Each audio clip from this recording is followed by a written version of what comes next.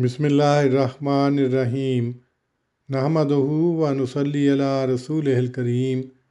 सही अल बुखारी किताब मवाक़ीतिस सलात बाब 4 अस्सलातो कफ़ारा यानी नमाज एक कफ़ारा है। हदीस नंबर 525। मुसद्दद ने हमसे बयान किया, कहा यहया ने हमें बताया कि आमश से रवायत है, कहा शकीक ने मुझसे बयान किया, कहा मैंने हज़रत हुज़ैफ़ा रज़ी अल्लाह अन्हो से सुना। उन्होंने कहा हम हज़रत उमर रज़ी अल्लाह अन्हो के पास बैठे हुए थे तो उन्होंने कहा तुम में से कौन फितने से मुतल्लिक़ रसूलुल्लाह सल्लल्लाहु अलैहि वसल्लम की बात याद रखता है। मैंने कहा मैं वैसे ही जैसे कि आपने फरमाया था। तो हज़रत उमर ने कहा तुम तो हज़रत सल्लल्लाहु अलैहि वसल्लम पर या कहा रवायत करने पर बहुत ही दिलेर हो।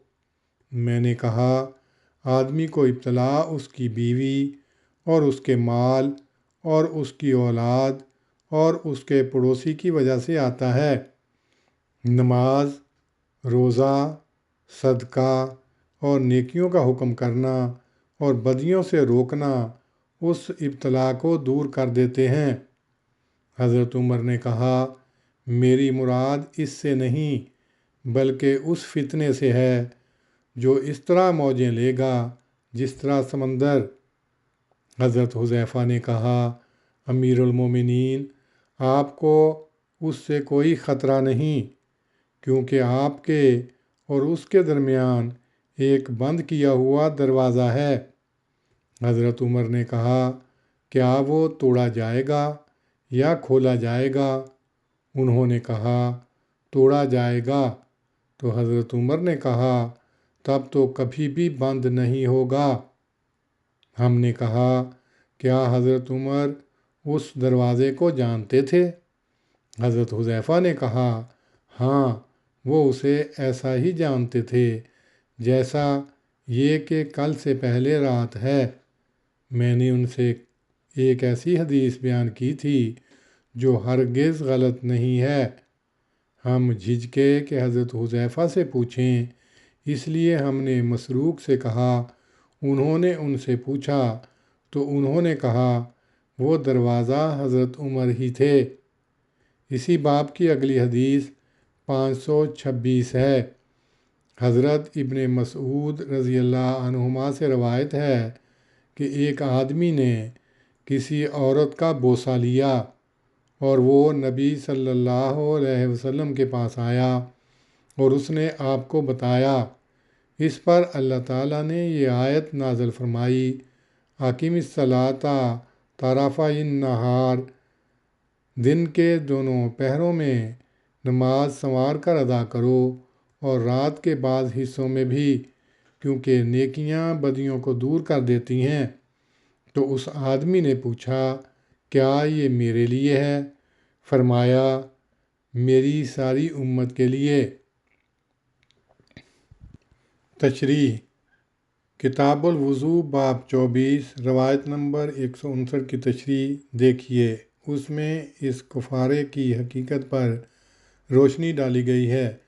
कुफ़ारा के मानी वो अमल जो गुनाह को छुपा दे या उसको मिटा दे।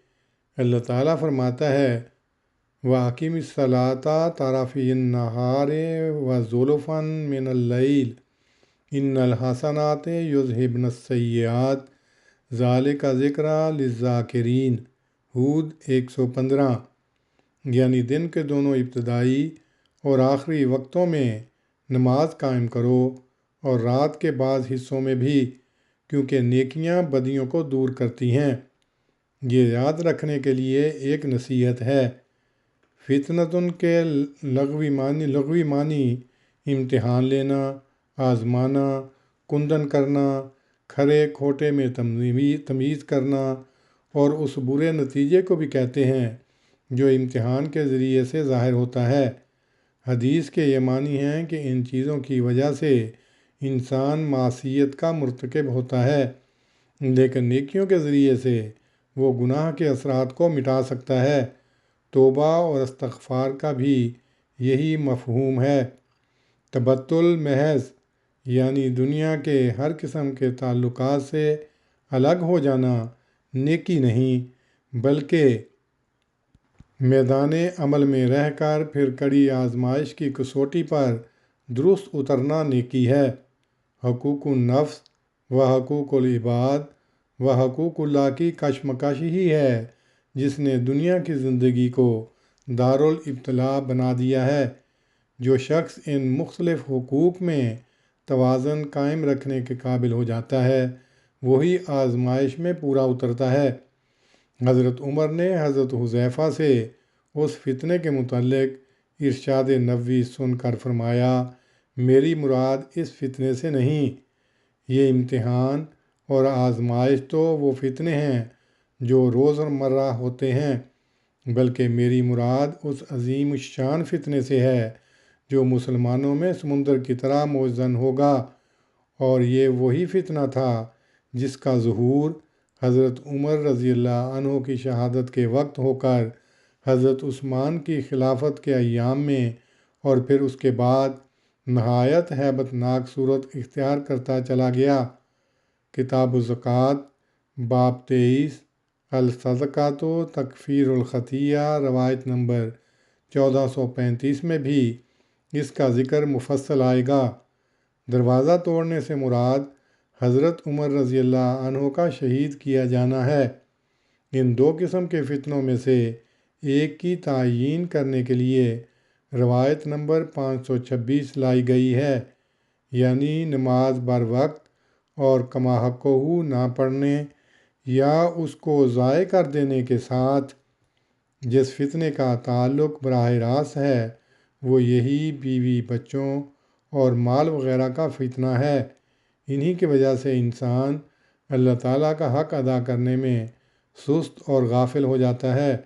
روایت نمبر 526 میں جس آیت کے نازل ہونے کا ذکر کیا گیا ہے وہ سورہ ہود کی آیت نمبر 115 ہے جو مکے میں نازل ہوئی، مگر مذکورہ بالا واقعہ مدینے کا ہے، جیسا کہ ترمذی وغیرہ کی روایتوں میں تصریح ہے۔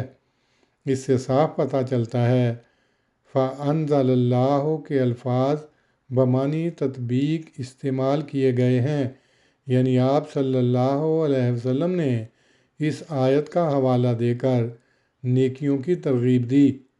اللہم صلی علی محمد وعلی آل محمد کما صلیت علی ابراہیم وعلی آل ابراہیم انک حمید مجید۔ اللہم بارک علی محمد وعلی آل محمد کما بارکت علی ابراہیم وعلی آل ابراہیم انک حمید مجید۔